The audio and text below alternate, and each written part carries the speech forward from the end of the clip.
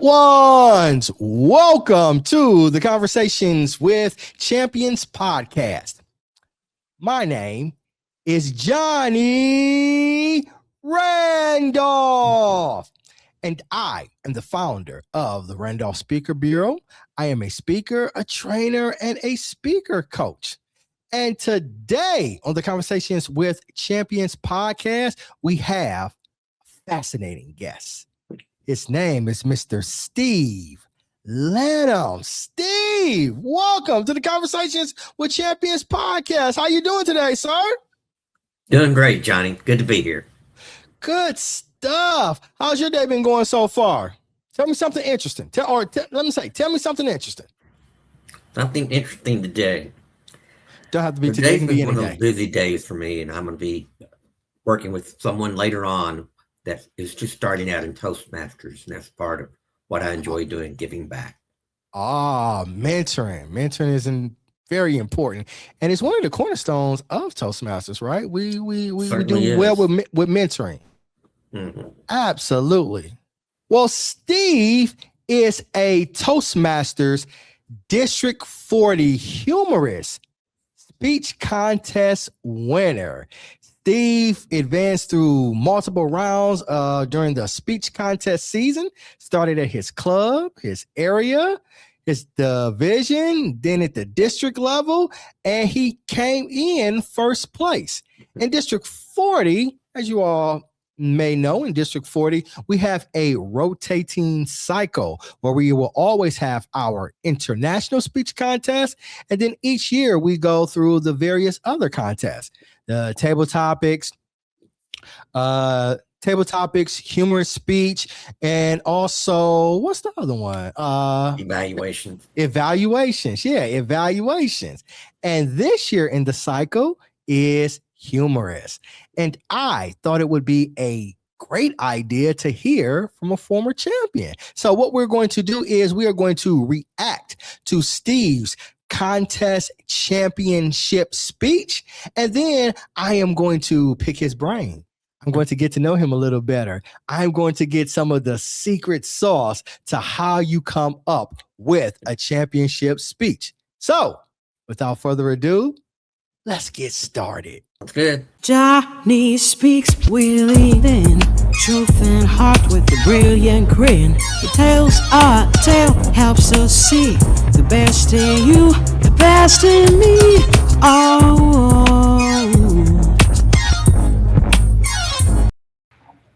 It was dark, 5 a.m. And then, street shattered the early morning silence.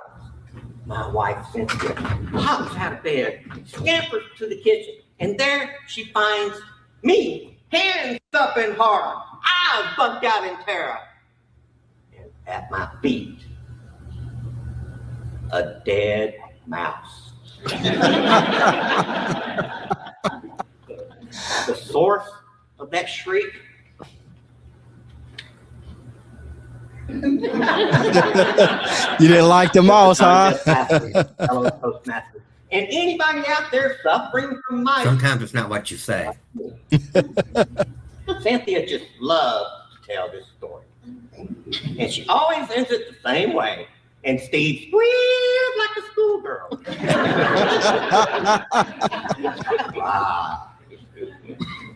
Now, I admit it, I'm not a tough guy.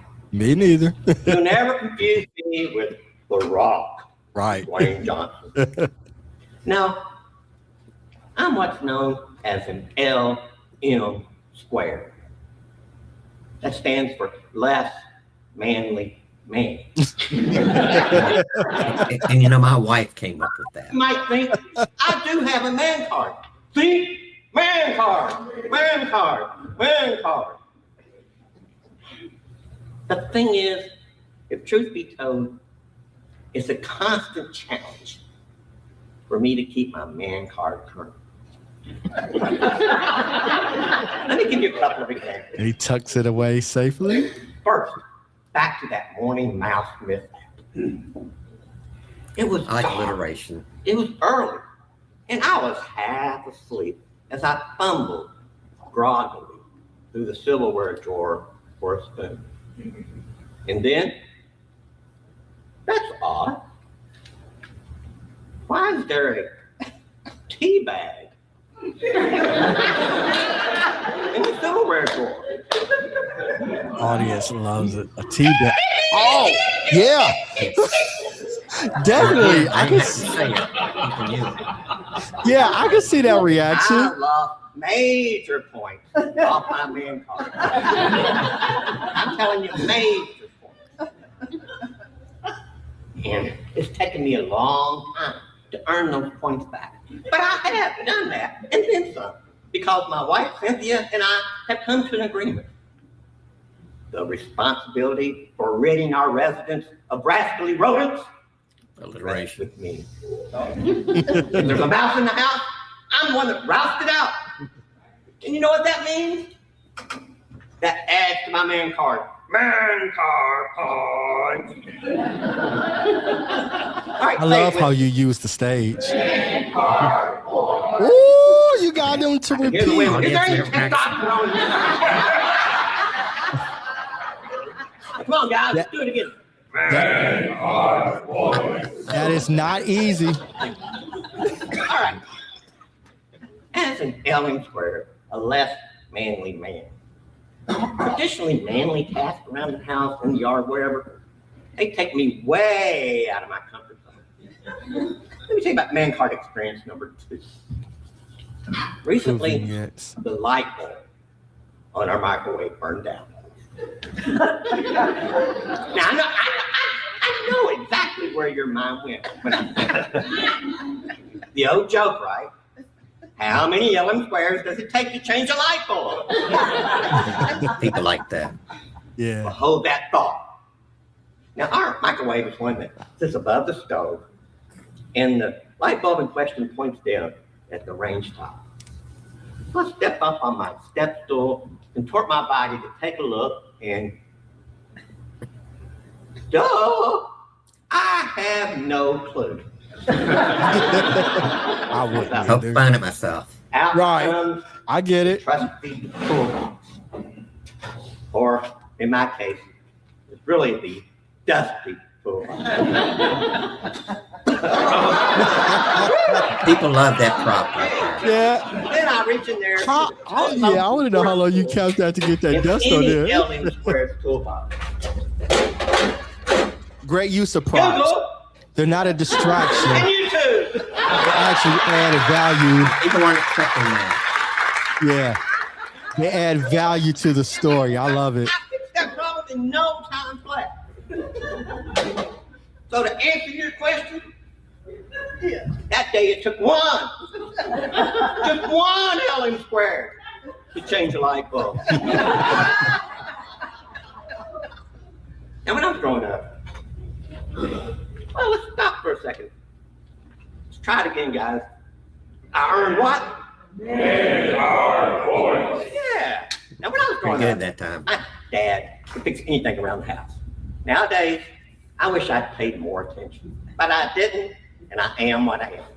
So I've come to accept my LM squared. They might be thinking, why are you sharing all of this today? Because as I look out in this room, and I consider the people online, I have to suspect that there's at least one other LM squared, probably more, in this audience. Let me ask you a question. Right here. Have you lost your manly swagger? I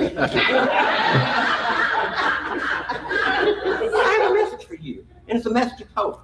Don't give up. If I can keep my man card current, you can too. And today, just for today, I have extra man cards. Have you lost yours? Are you running low on points? Come see me. Come to me after the meeting. Or better yet, I'll leave some on the registration table before we leave here today. So It's important to make the speech, eventually, the audience you'll part of the regain speech too. that manly swagger, just like I have, and you'll have the same attitude that I've had, and that is earning man card points. All That was a fun speech, let me tell you. It looks like it. And it looks like you were having fun delivering that speech. I was. Yeah, I could definitely see it. And it's humorous, right? If you aren't having fun, how can you make your audience have fun? Exactly. Yeah. If it's not making me laugh and feel funny on the inside, do I really want to say that? Absolutely. But Steve, I want to start off with first, was this your first time ever entering the Humorous Speech Contest? And if not, how many other times did you enter? I have been in the Humorous Contest several times. Okay. And I've been in Toastmasters since 2004. So I did the Humorous Contest when I first started Toastmasters. And then when I moved to the Lexington area, I started participating again. And so I have had the fortune of, like you said, winning the contest a couple of years ago. And before that, I came in second in one of the district contests, and I've placed at various levels in the club, area, and division over the years. Okay. All right. Well, let's talk about this cycle of the Humorous Speech Contest that you ended up ultimately winning the district contest. What motivated you to want to enter into the contest? And also, what goals did you have for the journey? And what motivated me is that I am at heart a writer. I was a journalist in a previous life, so I really enjoy writing. And when I wrote this speech, I felt like it had potential to take to a contest. And the goal, obviously, everybody likes to win. So my goal was to go as far as I could, and hopefully people would enjoy the speech and see fit to, reward me for that. And that did happen for this particular speech. And it's also a speech for me that it spoke directly to me, because this is my life here. I am definitely an LM squared. I am not a manly man. I can't do all those things around the house. And I've heard people say, the speaking experts say, people love personal stories. And they also love personal stories where people just accept who they are, or they overcome things. That authenticity, Yeah, because even if they don't share the exact same perspective or feeling that you have, they can relate to an authentic feeling. Exactly.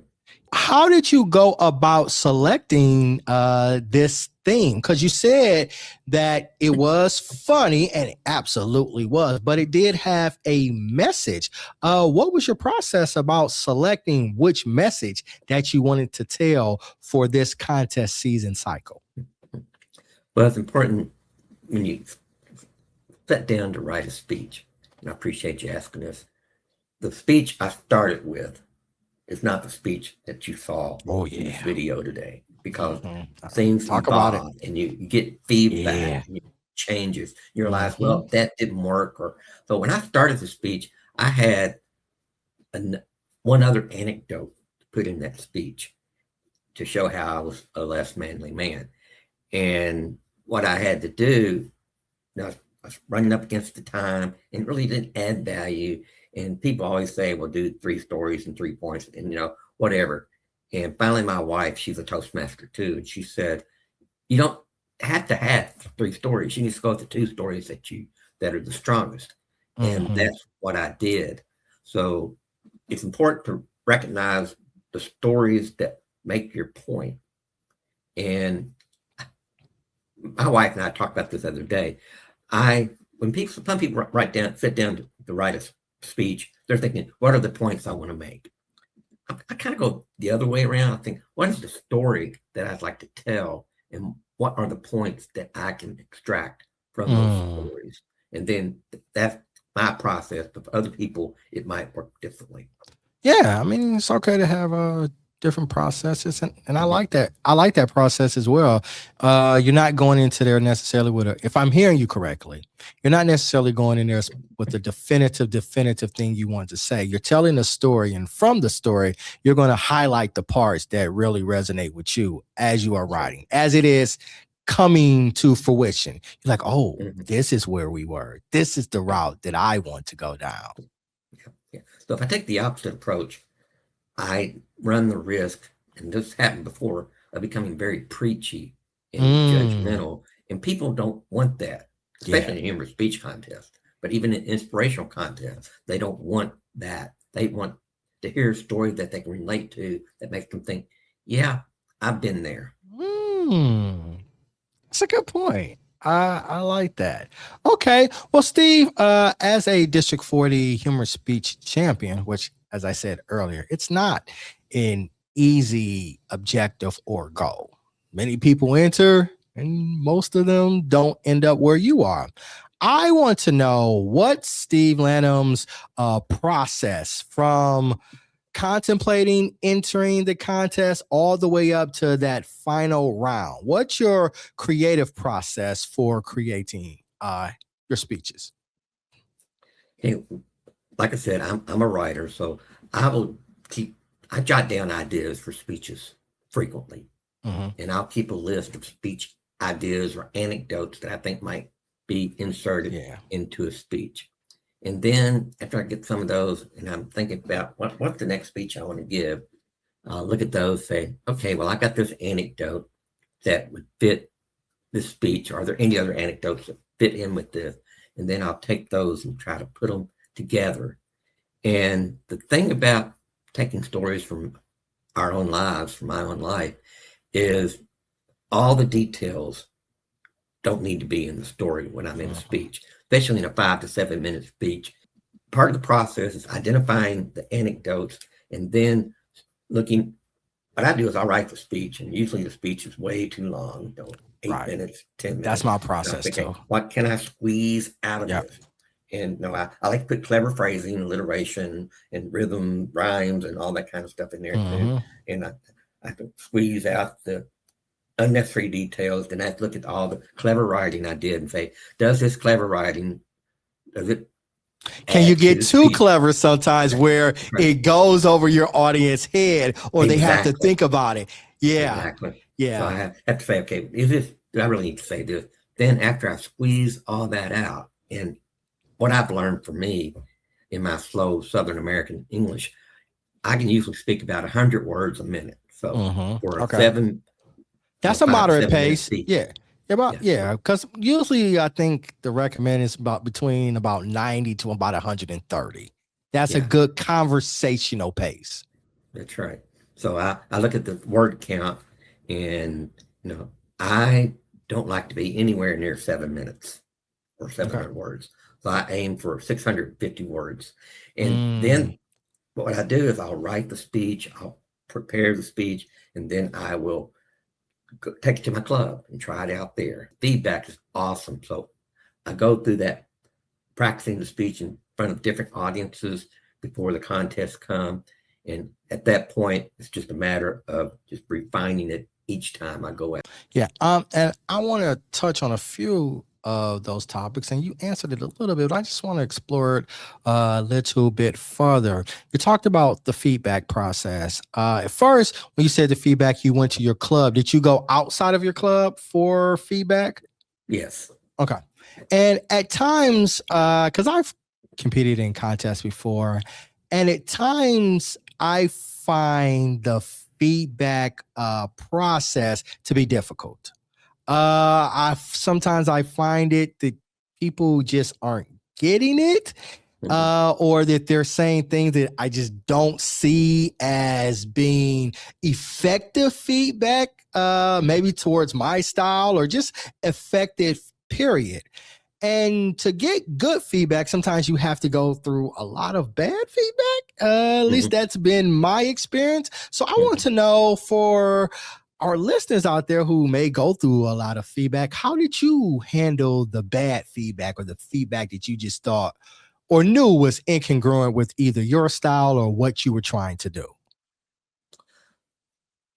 mean, basically what you said. I approach it from, everybody has a reaction to a speech, and everybody can offer opinions on, okay, well, I thought this worked for me, this didn't work for me. I got what you're saying here, or maybe not. But ultimately, and I tell this to people that I mentor too, ultimately, no matter what feedback I give them, I said, this is your speech. So when people give me feedback, and now I have to weigh it, and I try to weigh it as if it were valid feedback. But at some point, I have to decide, okay, yeah, this fits or this doesn't. I know the framework that I've set up and the constraints, and I have to make sure that the feedback I'm getting, adds to the speech. And hopefully, if the speech is pretty good to begin with, I won't have to totally revamp the speech based on feedback. What do you think makes for a good humorous speech contest? Well, I know obviously to make someone laugh, but how do you get to those laughs? What's kind of a technique or a thought that you use to create those laughs? Yeah. Well, different people have different styles, as I've mentioned. And, I got this Kentucky country, 5 voice, and I'm okay with that. I've come to terms with that over the years. But I think it's important to be able to poke fun at yourself. Sometimes people want to poke fun at other people, and that's not what humor is. Darren LaCroix said this one time, that he stressed that humor is talking about yourself. Stand-up comedy or cut down comedy is talking about someone else, and that's not what we do here in Toastmasters. Right, absolutely. So it's important to remember that. And the other thing, is pausing is very important. Vocal variety, in the speech. When I talk, I squealed and I got indignant on the stage, and I gestures, hopefully re-emphasizing that. That's part of what I think makes a good speech, and then just including the audience in some way. Ask them to say man cards and using the props that they can relate to. All those things are very important in coming up with a humorous speech. But ultimately, does the story or the stories that I'm trying to tell make me laugh, make me chuckle, make me giggle? And if I get up there and I'm not feeling it and I'm not enjoying it, then the audience will not enjoy it either. Another thing I've learned is to be in the moment and let the audience be there with you. And just let them see where I am in this situation. And not try to be the hero, just be vulnerable and authentic, like you said, about what was happening at the time. And one of the more impressive things that stood out to me during this speech was that you were able to get the audience to repeat after you and say what you have. Yeah, and like you said, you never know what's going to happen when you do that. You could just get crickets. And it happened to me. And I think you were at the speech that when I gave it, and after they announced the winner, everybody was in the audience going, man card. They were still yelling about it. And here, 2 or 3 years later, I'll see people that heard that speech and they'll talk to me about the man card. So it made an impression. Yeah, it absolutely did. Why would you recommend for anybody to enter a speech contest? That's whether it's humorous, international, table topics, or evaluation. Why would you encourage a member who's kind of on the fence to enter into a speech contest? That's a great question, and I get asked that. And a couple of things. One is it takes me out of my comfort zone and take you out of your comfort zone. In our clubs, we get comfortable. We hear the same feedback, we give the same speeches, and everybody it's kind of like a dance, and everybody knows what their steps are. But you take it to the next level, you don't know the other people that are competing, and you don't know the judges. So you have to appeal to a wider audience, to wider taste in speeches and everything. And so it helps you adapt to different audiences. And when you get to the district level, it's a pretty big audience, 100, 200 people. So, and on a stage that you're not usually on. So it helps you grow in that particular way. The other thing that I think, as far as competing in contests, is actually speech development. Because, like I mentioned, when I first wrote the speech, it was totally different. And a lot of times in Toastmasters, what we do is we give a speech and then we're done with it. We never do it again. And there's a lot to learn from taking a speech and rewriting it then rewriting it again, rewriting it based on all the feedback. Because you think, well, the first time I wrote it, this is a pretty good speech here. But you realize when you've gone through the 10th, the 15th, or the 20th iteration of it, it's like, no, that speech was just the tip of the iceberg. This version later on is much better than that first speech I gave. Want to know what techniques or how do you kind of handle like nervousness or, handle if you're a little tired giving something? How do you handle when you feel like that? Do you have a specific technique, or what's your framework or your thought processing to handling nerves or speaker fatigue? And I think every time I go to a contest, there's going to be a little bit of nerves. I mean, I'll be the first to admit that. Toastmasters says we try to teach those butterflies in our stomach to fly in formation. And I think there's some truth to that. But I think for me, the key is practice, practice, practice. And practice not only just going over the words of the speech, but the gestures and where I'll be. And obviously it won't come out exactly as I practice it. And it shouldn't. And it shouldn't, because I want to be present in the moment. Because each time just said is a different time. So it's going to be different in your practice. Yeah, so it's important to just practice in order to make sure that I get over those nerves, and also just to have my introduction down cold. And get up there, because if I can get up there and I don't say memorize your whole speech and you memorize points throughout the speech, but that intro, I like to pretty much put it in my brain and not forget what I wrote, so that I can start off strong. And when I start off strong, the audience gets engaged, but also I feel that confidence coming through me because I know what I'm saying here. And I've been in contests in the past where I've had that momentary 2 or 3 second lapse of memory. And that's terrifying. But the practice helps me get over that and through that. Thankfully, that didn't happen in this man card speech, but it has happened in a district contest. Well, that's what the preparation prepares you to do. When you have, if you have those lapses, right? Like you said, 2 to 3 seconds. For most people, that doesn't sound long. When you're on a stage in front of a room full of people, that can be an eternity. But the practice, the preparation helps you to be able to handle that. It helps you to be able to recover quickly and also clandestinely. You made a mistake, maybe. The audience, they don't. Because I tell people all the time, it's not a matter of if you forget something or mind lapse. It is going to happen. Yes. You keep speaking long enough, it is going to happen. And that's why we prepare. I love it. Right. So Steve, I'm just going to ask you just one more question, then I will allow you to get out of here. What was the best part of going through this process? And for people out there who are listening who are not in Toastmasters, I know it sounds like, oh, you want a couple of contests. Well, this season, it's a season. It starts in January and it really doesn't end until May.